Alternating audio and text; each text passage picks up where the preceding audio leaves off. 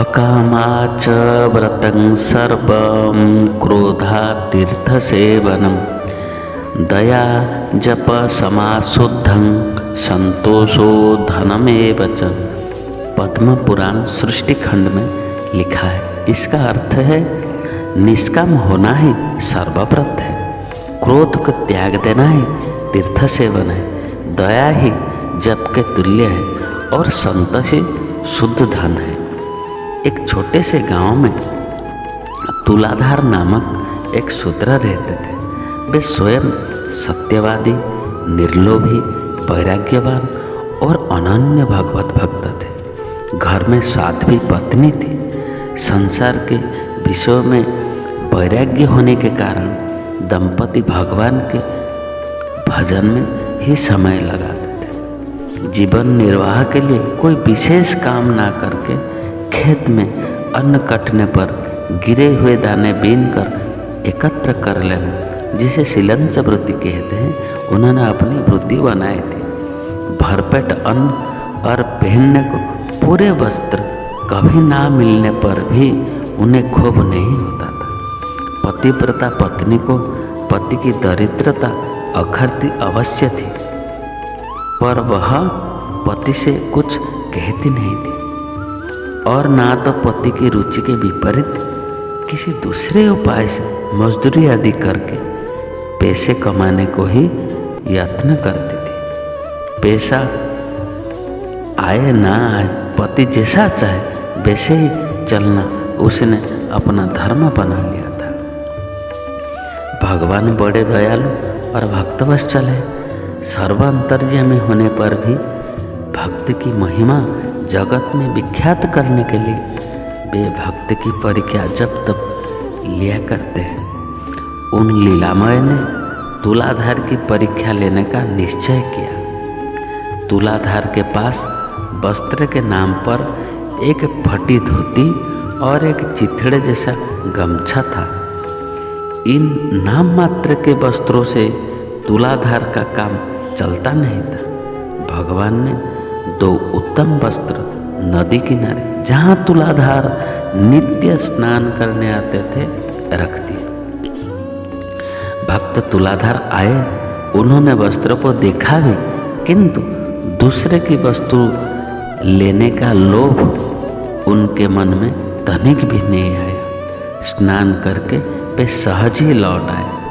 दूसरे दिन भगवान ने तुलाधार के स्नान करने के स्नान पर एक सोने की मुहर थलिया रख दी। सोने की थलिया देखकर तुलाधार अपने दरिद्र का ध्यान भी आया, परंतु उनके हृदय ने कहा, इस धन को लेने से मेरा अलोभ व्रत नष्ट हो जाएगा। धन से अहंकार आता है, लाभ से लोभ पड़ता है।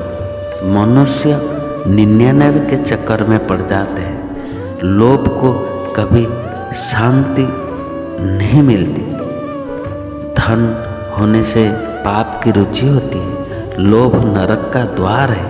धन होने से स्त्री पुत्र सब मत से मतवाले हो जाते हैं। धन काम तथा क्रोध को बढ़ाकर बुद्धि का नाश कर देता है। धन से और क्या होता है? तप नष्ट हो जाता है और मनुष्य का पतन होता है।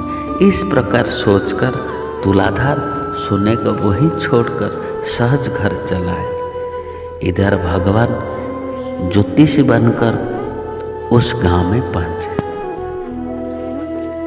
लोगों का हाथ देखने और भूत भविष्य बताने लगे। तुलाधार की स्त्री भी लोगों के साथ उनसे अपना भविष्य पूछने पहुंची। भगवान ने कहा, तेरे भाग्य में दरिद्रता ही लिखा है। तेरा पति इतना मूर्ख है कि घर आई लक्ष्मी का ही वो अनादर करता है। उसे आज ही सौभाग्य से धन मिल रहा था, पर वह उसे छोड़ आए। घर जाकर पूछो तो उसने ऐसा क्यों किया। वह स्त्री घर आई, पति से उसने सब बात कही। तुलाधार उसे लेकर इसीलिए ज्योतिष के पास आए कि ज्योतिषों को उनके धन मिलने का बात का पता कैसे लगा। ज्योतिष ने उनसे भी वही बात कही जो स्त्री से कही थी और वे समझाने लगी अब भी जाकर वो धन ले आओ। तुलाधार ने कहा धन में मेरा जरा भी मोह नहीं। मैं यह समझता हूँ कि धन मनुष्य को फंसाने वाला बड़ा भारी जाल है।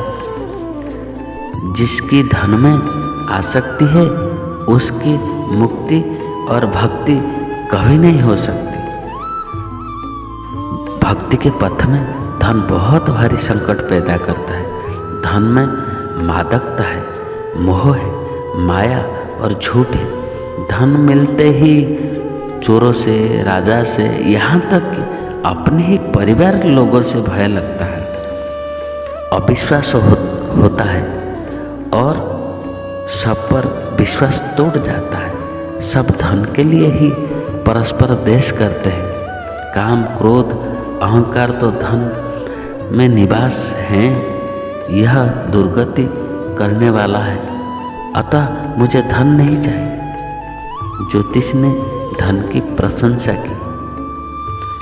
तुलाधार ने धन का तिरस्कार किया।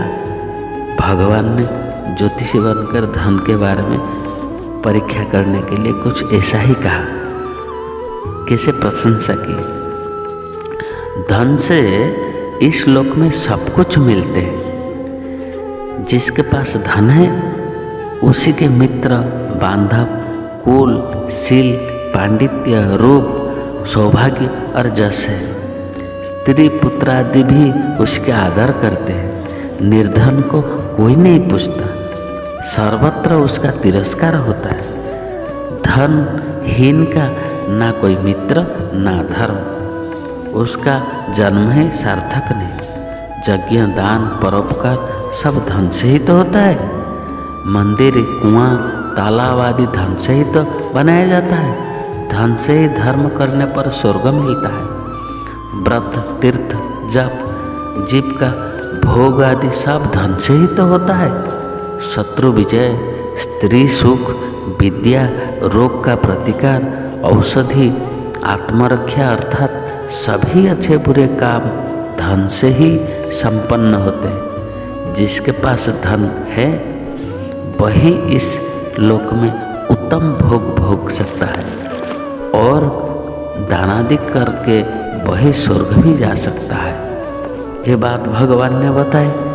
तुलाधार ने नम्रता से उत्तर दिया, भगवान यहाँ के भोग और स्वर्ग ये दोनों अनित्य हैं। भोग में सुख मानना ही तो मोह है। अहिंसा ही परम धर्म है।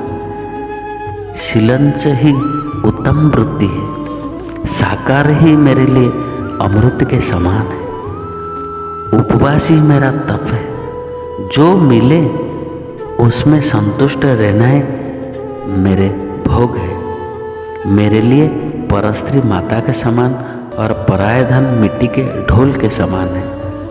ज्योतिष ने मैं धन नहीं लूँगा, कीचड़ के हाथ में लगाकर फिर उसे धन की उपेक्षा, तो उससे दूर रहना ही अच्छा है। इतना कहने पर तुलाधार के मन में विचार आया कि ये ज्योतिष कौन है। इतना सुंदर रूप, इतनी मधुर वाणी और फिर एक दरिद्र पर इतनी कृपा कोई संसारी मनुष्य बिना कारण के क्यों करेगा। यह सोचकर तुलाधार ने निश्चय किया कि अवश्य मेरे दयामय स्वामी श्री कृष्ण है। उसने भगवान के दोनों चरण पकड़ लिए, प्रार्थना करने लगा, प्रभु जब आप इस दिन पर दया करने पधारे तब फिर यह छद्मवेश क्यों। अब तो कृपा करके अपने इस दास को अपने त्रिभुवन सुंदर रूप की झांकी दिखलाकर कृतार्थ कीजिए। भक्ति की कातर प्रार्थना सुनकर भगवान का हृदय द्रवित हो गया। वे तुरंत वहाँ अपने वास्तविक रूप में प्रकट हो गए। भगवान उस ज्योतिर्मय दिव्य छटा को देखकर तुलाधार अपनी स्त्री के साथ भगवान की स्तुति करने लगा। दोनों ने भगवान की पूजा की और अंत में भगवान की आज्ञा से दिव्य विमान पर बैठकर दोनों उनके दिव्य धाम को पधार गए। राधे राधे।